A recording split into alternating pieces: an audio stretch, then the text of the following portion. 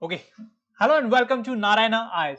I'm Pratik, your faculty for daily news analysis. Students, in today's DNA session, we are going to focus on four important topics from the Hindu newspaper. But as we know, before we begin, let us go through a motivation quote so that you're motivated enough to, focus on all the four topics as well as motivated enough to, be focused throughout the examination process and clear the examination. So, what is today's motivational quote? Challenges make you more responsible. Yes, it always does. Always remember that life without struggle is a life without success. Don't give up and learn.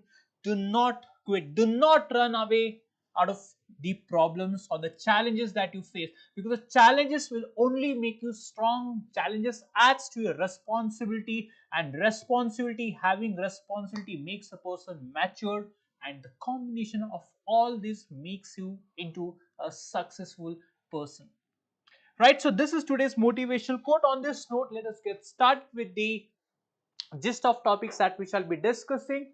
The first topic is taken from Hindu, page number 10. Now this article explains the crisis going on in Manipur and how the central government seems not keenly focused or keenly uh, focus on the state of Manipur to resolve the crisis in the state.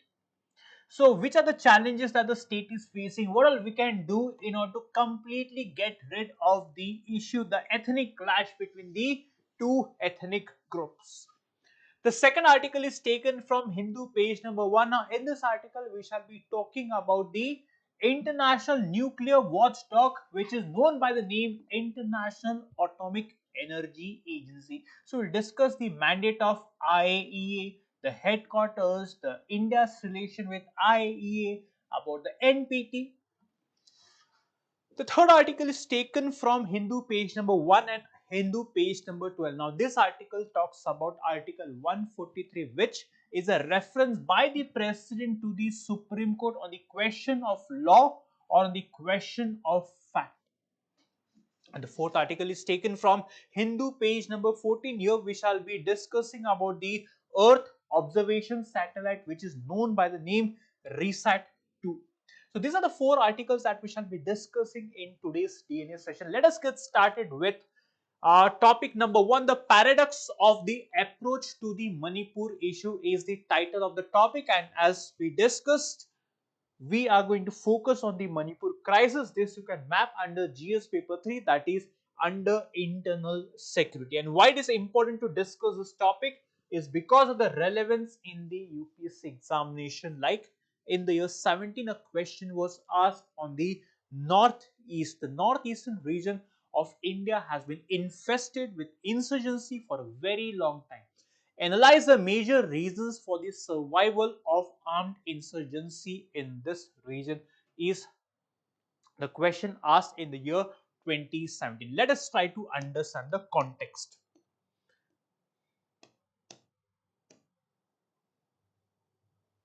Now students, we know that Manipur has been facing a violent ethnic conflict since May 2023. Ethnic conflict.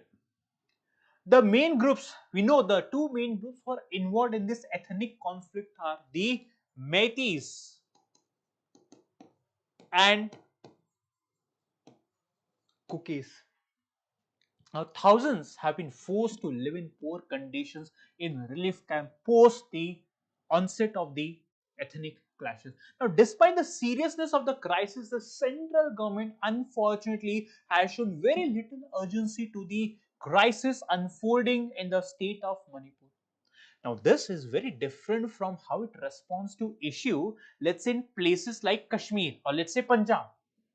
And this article is actually criticizing the central government for focusing too much on security and image in the northeast rather than actually solving the real problems in the state. So let us try to understand the Manipur violence and the reasons behind it first in order to understand the current shift in the state. Now, talking about the ethnic composition in the state of Manipur, so please remember the Methi community. The Methi community makes up about 64% of the Methis,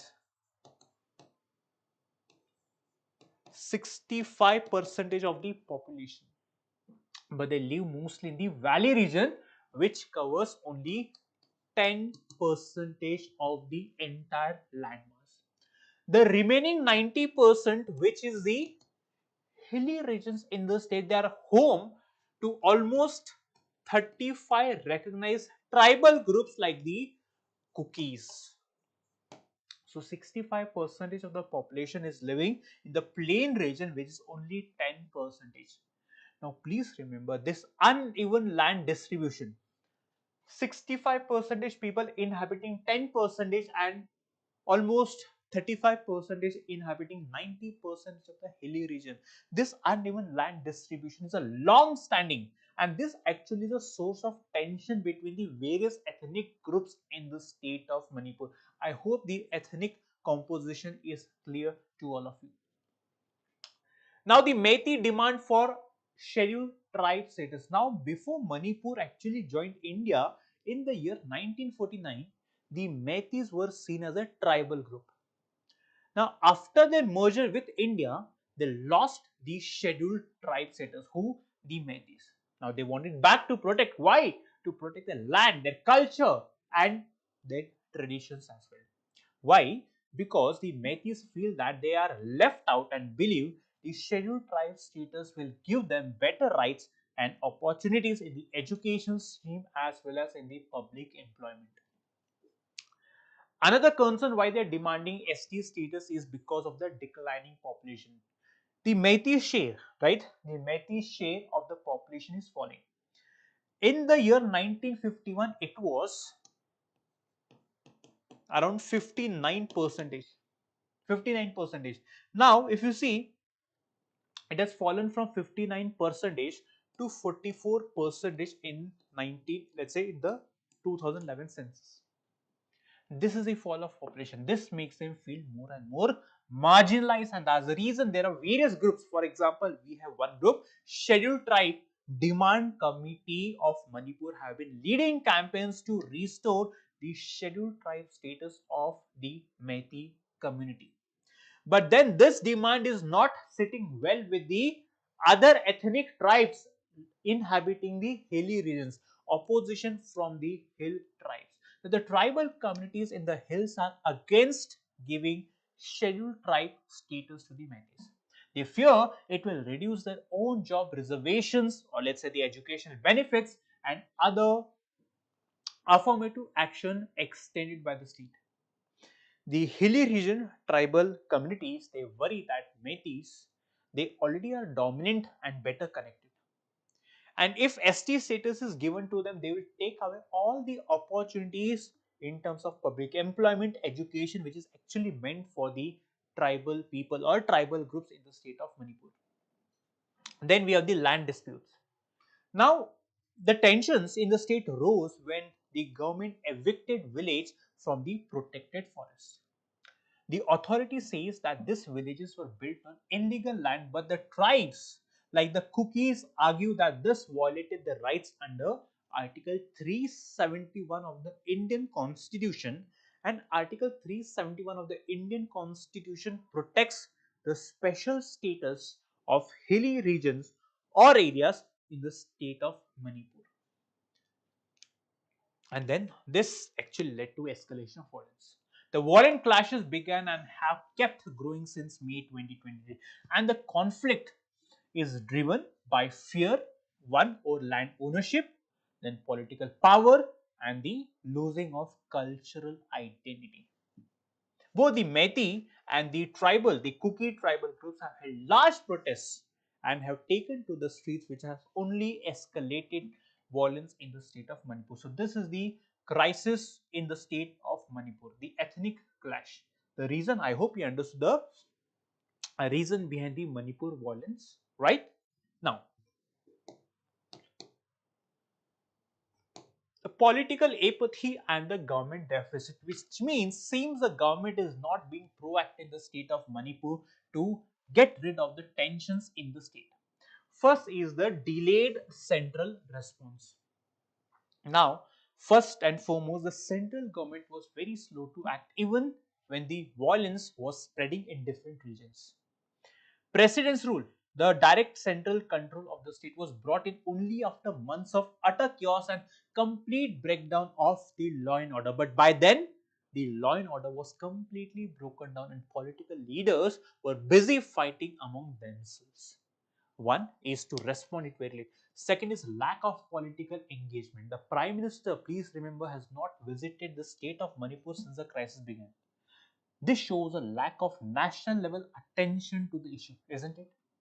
In other parts of India, the government acts quickly during such crises, be it Kashmir, be it Khalistan, or let's say be it the Naxal dominated areas. So the delay has disappointed many people in the state. This is another reason, lack of political engagement. The third one is the governance paralysis.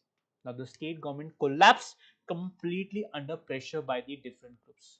The basic administration has completely stopped working, and in the absence of police and the government, the armed local groups started controlling the streets and they actually started running a parallel government, and this made things even more dangerous. Next is delayed reconciliation efforts. Now efforts to, that is to make the two groups establish peace between themselves. Now efforts to bring the two sides to talk were started too late. There were no early steps to promote peace or understanding between the two groups, and political leaders avoided tough discussions that could have helped stop the violence. And then symbolic politics, which means instead of solving the core issue, the leaders focus on symbolic events. For example, some surrender ceremonies were organized where a few people gave up weapons, but these were just optics image. They didn't lead to real peace or trust building. So this is how the government was sort of not focused in the region, and that has only escalated the crisis for violence. Security centric approach and its limitations. Security centric approach. Now border fencing focus. What does it mean? Which essentially means that the government was focused too much on fencing the India-Myanmar border. India-Myanmar border. It also tried to limit the free movement regime. A free movement regime is an, let's say, initiative taken by both the countries, India and Myanmar, where people from India can visit up to 16 kilometers in Myanmar, and people from Myanmar can travel up to 16 kilometers in India. But because of the escalating violence, the government has limited the free movement regime. This actually focusing on just fencing shows a very narrow approach, as if outsiders were to blame for the violence. We know it's not the outsiders creating problems, but the people of the state creating problems. But many problems came from within the state, not across the border. So this is one problem. Next is ignored internal threats. Now the insurgent groups from the valley areas became active after the violence began, but the government and media did not report or address these threats properly. This led to a one-sided view of the security problem, focusing only on the tribal groups or the border issues. So the point is that when the insurgent groups became more and more active, the police, the central armed police forces should have acted immediately and stopped the violence, but unfortunately they waited for the violence to escalate, and once it was completely out of bounds, the situation only escalated, and now it seems that it may take some time to completely get rid of the violence in the state. The next is inadequate disarmament. What does it mean? Which means that when the violence broke out, many weapons were stolen from the state police stations. Now, most of these weapons have not been recovered. Though some, I'm telling some people surrendered the weapons. Many were old or simply non-functional. This did not reduce the actual danger on the ground. Erosion of state authority. Now, in some areas, the armed civilian groups were allowed to take over security rules. This became a problem. This happened especially in buffer zones between the Methi and the, let's say, the Kuki groups. Now, if you allow non-state groups to take control, then it only weakens the state authority. Don't you think so? It also made ethnic tensions much more worse as each group they started, arming itself for protection. So with the police, the security personnel should have rather protected the people here. Because of the absence of these security personnel, people started arming themselves for the sake of protection. Lack of modernization and reform, which means the government did not use a crisis as a chance to upgrade the intelligence or counter insurgency systems. Instead, it stuck to old methods like border fencing and troop deployment. Now, there were no serious reforms in how threats are to be tracked or managed in the region.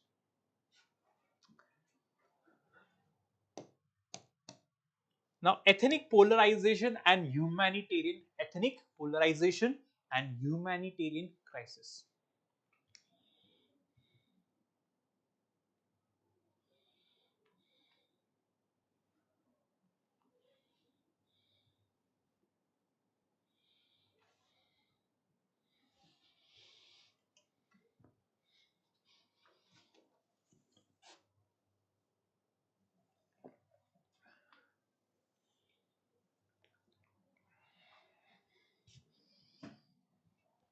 Now, next is the ethnic polar. First is the widening ethnic divide between the Kukis and the Metis.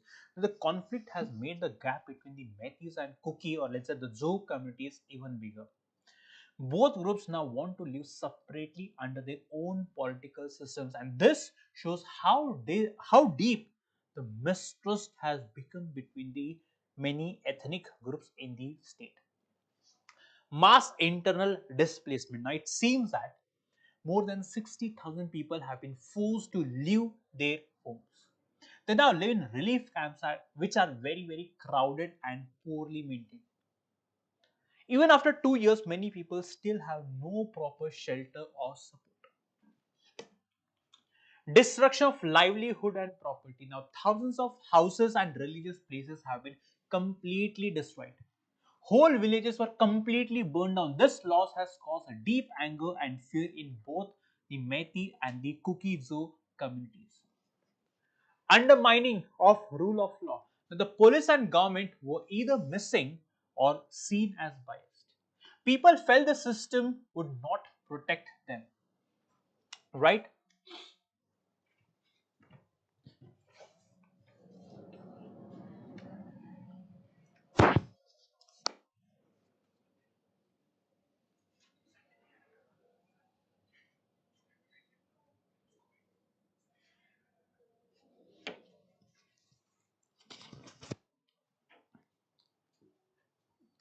Undermining of rule of law. Now, police and government were either, as we discussed, missing or they were seen as biased. Now, see, as the police were seen to be biased, as a result, many turned to vigilante justice. That is, they started taking law into their own hands.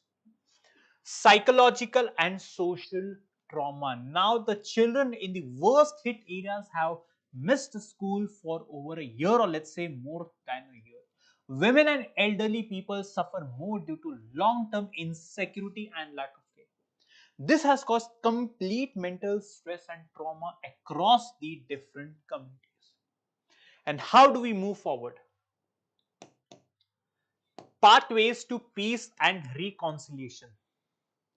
One is inclusive political dialogue, which essentially means that all the communities, the Metis, the Kukis, the Nagas, the civil society groups, the Zo communities must be included in talks.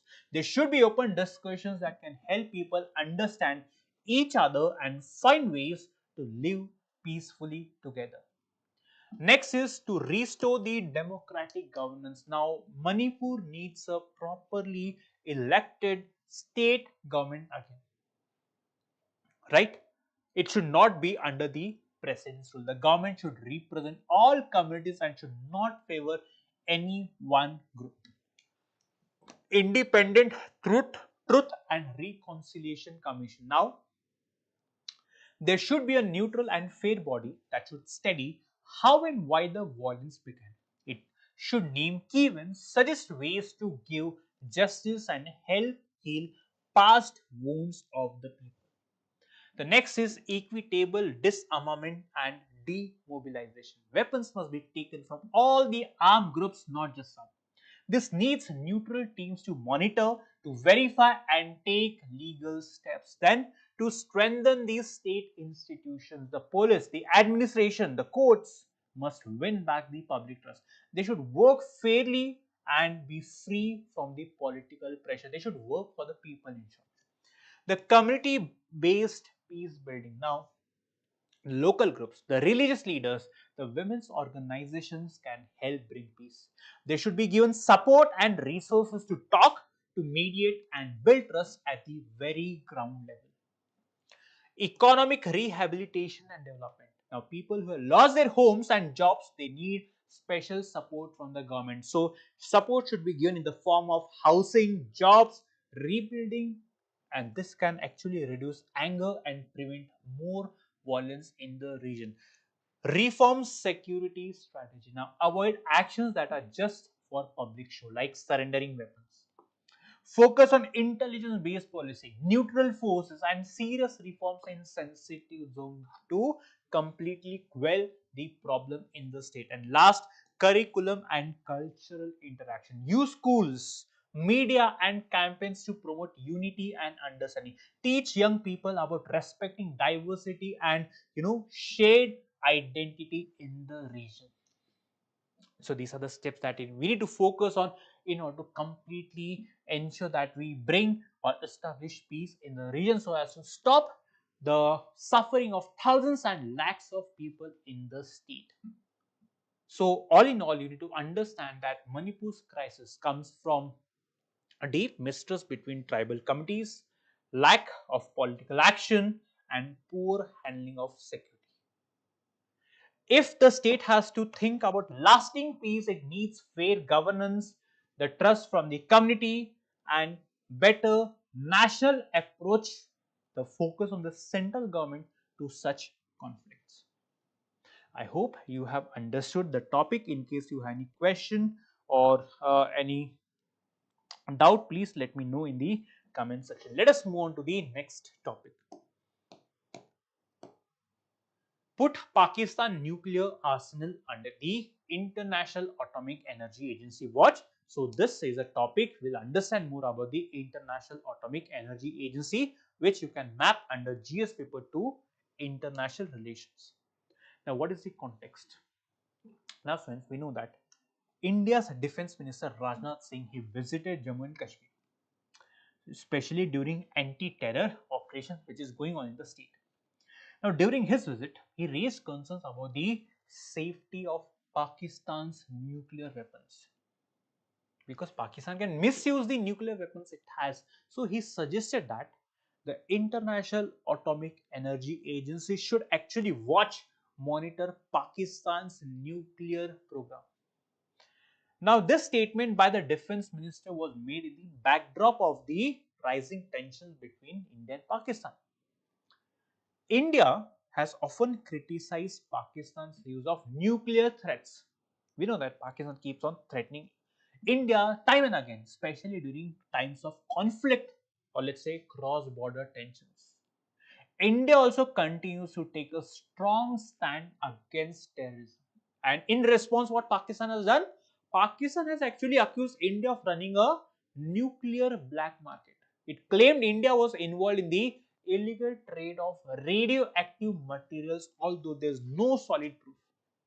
And these remarks have only increased the verbal conflict between two nations, India and Pakistan, who are armed with deadly, lethal nuclear weapons.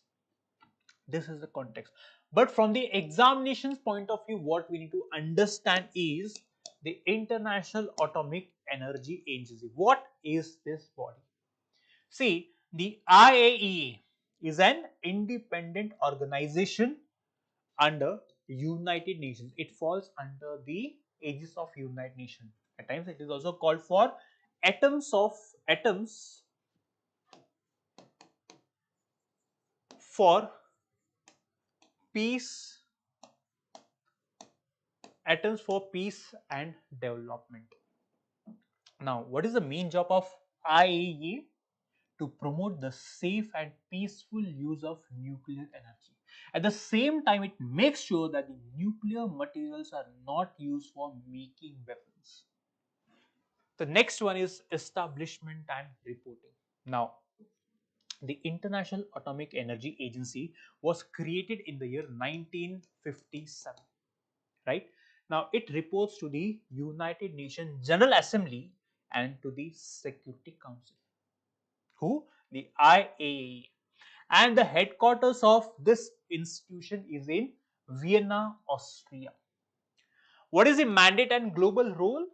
The mandate, it is the main international body for cooperation on let's say nuclear science and technology, which means it helps countries use nuclear energy safely in areas like, let's say, power generation, medicine, farming and industry as well. It also works to stop the spread of nuclear weapons. Talking about safeguard and inspections, now this International Atomic Energy Agency enforces rules from the Nuclear Proliferation Treaty (NPT).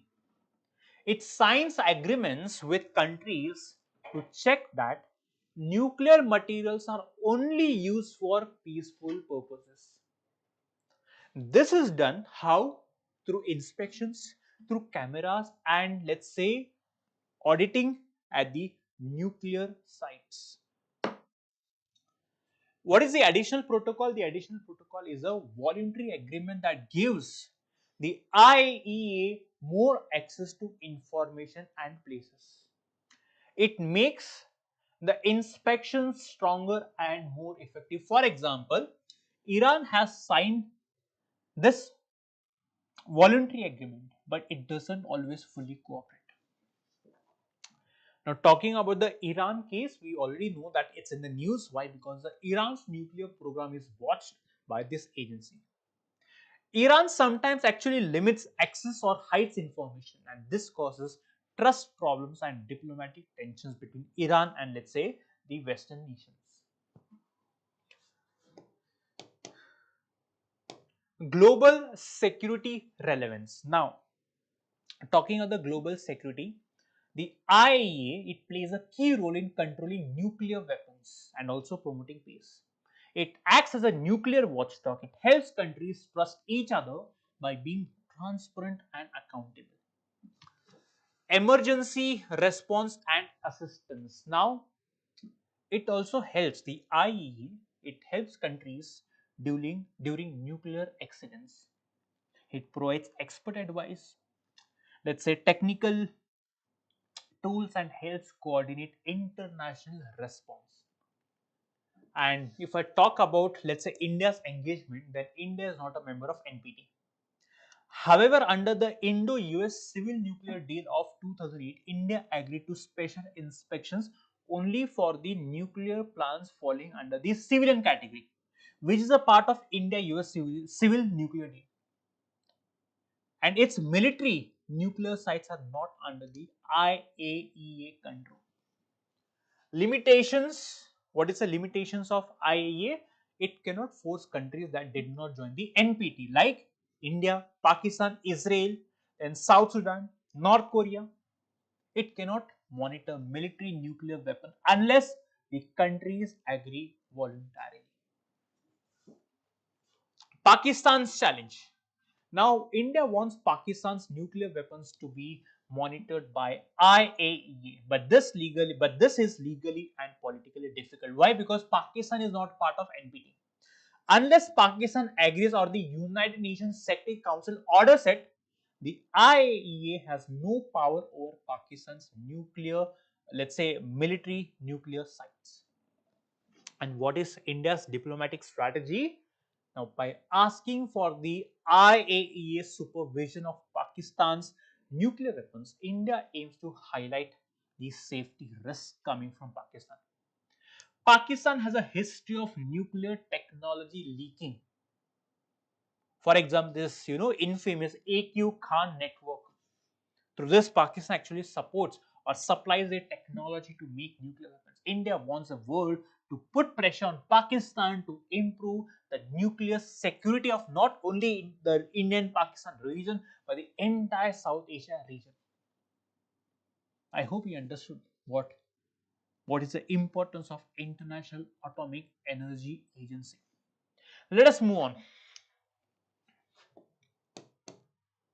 The third title, Tamil Nadu Chief Minister slams presidential reference to top court on timeline to act on state bills. Now, this article talks about the pocket veto, the governor's power, the constitutional deadlock, Article 143, Article 142. This is important for both prelims as well as mains. Let us go through a previous year question asked in the year 2018.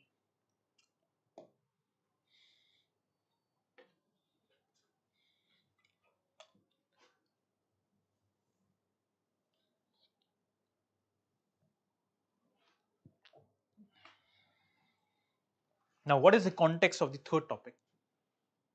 Now, Governor of Tamil Nadu, R.N. Rafi, he had kept 10 bills passed by the Tamil Nadu Legislative Assembly for a long time. He simply kept, did not take any action. He did not neither approve nor reject nor return the bill and gave no explanation. And the Supreme Court was angry. Why? Because the Tamil Nadu raised a complaint against the governor before the Supreme Court. And finally, the Supreme Court, now given a history of the governors and the president taking no action for the bills passed by, let's say, the state legislative assembly or the parliament. The Supreme Court finally gave a judgment in the year 2025, April 8. It said that the governor cannot sit on a bill forever. He must take action, which is either to approve, reject, or return it within a reasonable time, which means the April 8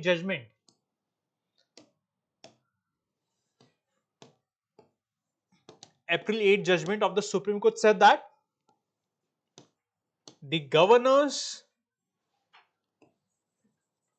have to act on the bill, or let's say bills passed by the state legislative assembly within a specified period.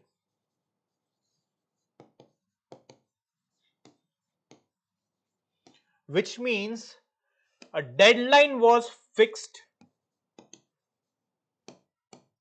on the governor to pass the bill.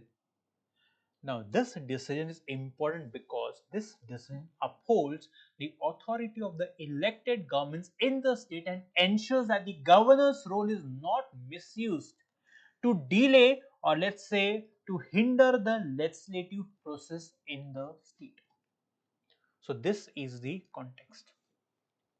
Let us try to understand what the Supreme Court has said more on the judgment it gave. First, the governor cannot indefinitely delay action.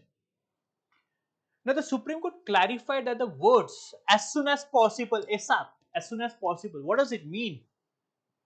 This as soon as possible is mentioned in Article 200 of the Indian Constitution, means the governor must act quickly. Simply keeping a bill pending without any decision is a violation of the constitutional responsibility, is what the Supreme Court had said. You cannot keep the bill pending. The next, there was a fixed timeline introduced for the first time in the history of the constitutional governance. The court laid down clear timelines for the governor's action. First is 1 month, which means within 1 month the governor must either give or withhold assent. And this should be done based on the advice of the Council of Ministers. Within 3 months, the governor must return a bill with reasons if he chooses to withhold assent against the cabinet's advice. Again, within 3 months, the governor must decide whether to reserve a bill for the reference of the president. And if the assembly repasses a bill, the governor must give assent within 1 month. These were the clear deadlines set by the Supreme Court to the governors of these states. And it said that there is no pocket veto the governor enjoys, which means that the court made very clear that the governor cannot remain silent on a bill indefinitely. This kind of inaction, often which is referred to as pocket veto, is not allowed in the India's parliamentary system. After repassage, governor cannot reserve the bill, which means if the state assembly repasses a bill, the governor cannot send it to the president. Because if the governor does so, it goes against the constitution. The governor is bound to give assent to the law or bill passed by the state legislative assembly. And talking about the duty of the governor is expected to behave like a constitutional head and not like a political player. But time and again, we have seen the governors acting like a political player and not like a constitutional head. The governor must work with the elected government, follow the advice of the Council of Ministers, and respect the will of the people. So, this is what the Supreme Court said in its April 8, 2025 judgment. Let us try to understand the key constitutional articles. One, Article 200, which we already have discussed, it pertains to the governor's assent to state bills. It focuses on the governor it can do when a bill is passed by a state legislature. The governor has four choices. Which are the four choices? One, to give assent to the bill and it becomes a law. Second, to withhold assent, which effectively blocks the passage of the bill. Third, to return the bill to the legislature for reconsideration. And this option is not available for many bills. And fourth, to reserve the bill for the consideration or reference of the president, especially if it may conflict with the central laws or let's say it goes against the national interest. Article 201 of the Indian Constitution pertains to the President's power on reserved state bills. Now, when the governor reserves a bill for the President, this Article 201 comes into play. So, when it is reserved for the President can one, give assent, becomes a law, withhold assent, reject the bill, return the bill for reconsideration by the state legislature, again not applicable for money bills. And importantly, there is no time limit set for the president to take a decision. Article 143, this is which is in the news. Presidential reference advisory jurisdiction of the Supreme Court. The article allows the president to seek the Supreme Court's opinion on important legal or factual matters. And the court's opinion is only advisory, not binding. However, it carries high moral value because it influences the future decisions and policy making. Article 142, Supreme Court's power to do complete justice. Now, the article gives the Supreme Court wide powers to ensure justice is served in any case which has come before the Supreme Court. The court can pass any order necessary to deliver complete justice, which means there is not a single case which can be heard by the Supreme Court. For example, you must have seen that let's say the judgment given by the tribunals cannot be challenged, but to serve complete justice, the Supreme Court can suo motu or upon appeal can take any matter before Supreme Court. This is the powerful position or power of the Supreme Court to ensure this complete justice. And what is this current controversy about? See, the current issue, it concerns the use of Article 143, which allows the president to seek the Supreme Court's opinion on legal or factual matters of public importance. Now, there have been arguments for the reference. For example, Justice Sanjay Kaul, he supported the use of Article 143. He argued that using this provision is a valid constitutional tool and not an attempt to bypass judicial authority. What he said is, referring the matter to a larger bench could help provide a more robust interpretation, especially about the presidential powers under Article 201, which we already have discussed. He believed that the Supreme Court's opinion through this route could bring clarity for future cases. Possibly, it prevents unnecessary litigation later. This is for the reference under Article 143. Now, there have been arguments against the reference. For example, Kapil Sibal, who is a senior advocate, he opposed the move. He viewed the reference as a tactic to bypass the normal legal route. For example, the government could also have, let's say, filed a review petition or curative petition against a past judgment. Kapil Sibal pointed out that the Supreme Court's judgment are binding, whereas the court's opinion under 143 are not binding. He argued that allowing the executive to reapproach the court through this method, it could actually weaken the separation of power principle, which is part of the basic structure doctrine. I hope you understood this topic as well. Let us move on to the next topic. This talks about ISRO set to launch Earth observation satellite, which is the RISAT-18, and this is important for both prelims as well as mains under the science and technology. So, this is a question asked with respect to science and technology or the Earth observation satellite. Now, what is the context? India's space program began modestly in 1970 with the launch of the SLV-3, which is a 98% success. This is a launching vehicle.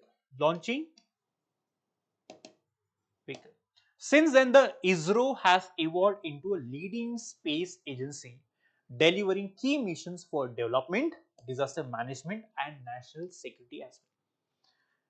So, let us try to understand what the RISAT is about. Now, latest development launch of RISAT. What is it? It's a radar imaging satellite. It's a Earth observation satellite. Launch date, launch vehicle, launching agency, launching site. This will be India's 101st satellite launch. So, these are some facts. You can remember these facts. Now, let's try to understand more about the RISAT. RISAT is the radar imaging satellite. Is part of India's Earth observation program. It is equipped with this radar, which allows it to capture the day and night images, all weather capability. And this Earth observation satellite, this satellite is important for surveillance and reconnaissance, to keep a watch, especially along the bordering regions, to capture the movements happening along the border. Disaster response, to understand the origin of the disaster, let's say floods. Agriculture monitoring, for example, to understand the health of the crop, soil moisture, and also for urban and forest mapping. So, the usage is wide. Talking about the launching vehicle, the Polar Satellite Launch Vehicle is known as the workhorse of ISRO. It is versatile and reliable because it can launch satellites into polar, sun synchronous, and sub-GTO orbits. It was first launched in 1993. It has now crossed 60 missions. So, please know or understand more about PSLV. This marks the end of today's DNA topics. Let us quickly go through the questions. The first one is, the protracted ethnic conflict in Manipur reflects deeper structural issues of governance, security policy, and national integration. Critically examined also suggests a comprehensive roadmap for sustainable peace. So, start your answer with introduction. Mention about the ethnic conflict that began in the year 2023 between the Meiteis and the Kukis, and also mention that it is under the state rule, and then start with the structural issues, mention about the governance vacuum, mention about the ethnic composition, declining population, the mistrust between the groups, and how there is ethnic polarization in the state, the impact The impact of the problem is mass displacement, violation of human rights, breakdown of trust, and finally the way forward. We already have discussed like 7 to 8 points under way forward. This is how you need to approach the means answer. Now talking about the question based on the topics that we discussed yesterday. With reference to appointment of the Chief Justice of India, consider the following statements. The Constitution of India prescribes a specific procedure for the appointment of Chief Justice of India. Absolutely incorrect. So this is not correct. By convention, the senior most judge of the Supreme Court is appointed. Yes, this one is correct. The President of India appoints. Yes. The tenure of Chief Justice fixed at 5 years. Incorrect. So 2 and 3, very simple question. B is the correct answer for question number 2. According to sample registration system statistical report, which of the following states have witnessed a decline in crude birth rates at more than twice? So it is, we have discussed yesterday, it is Tamil Nadu, Delhi and Kerala. So again a factual one. The third one, with reference to periodic labor force survey, consider the following statements. It is conducted by Ministry of Labor. No, it is conducted by Ministry of Statistics. So this one is incorrect. It provides employment and unemployment estimates on both annual and quarterly. Yes, it provides, it uses both usual status and current weekly status to assess activities. So B is the correct answer, and then these are the questions based on today's topics. 1, 2 and 3. So please attempt these questions and mention the answer in the comment section. That's it from today. I hope you understood all the topics, and make sure you hit the like, subscribe and share to as many people as possible. On this note, I'll call it a wrap. Thank you so much for watching.